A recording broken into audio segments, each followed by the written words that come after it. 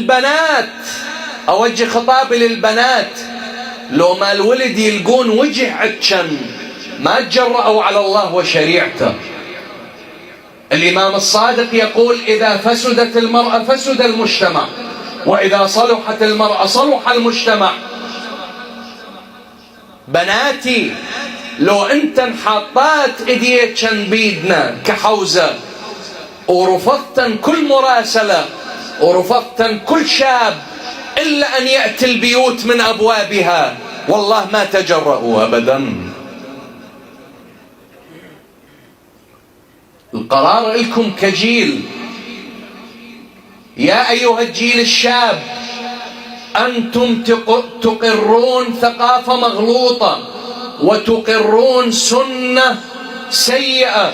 أعوذ بالله إذا ثبتت ستأتي أجيال من بعدكم تستسيغ هذا الأمر بدافع الحب، وكذبتم والله، هو ليس بحب بل هو غرام وشهوة وغريزة وذهاب عفة وذهاب مروءة وذهاب شرف.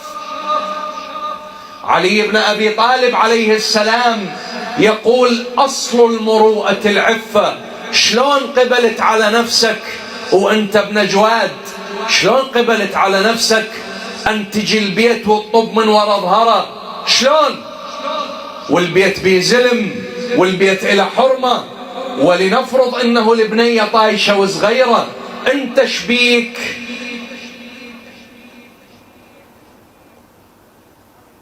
يا جيل، أقص لكم قصة صارت بالستينيات، وعرفوا شنو ذاك الجيل وشنو أخلاقياته.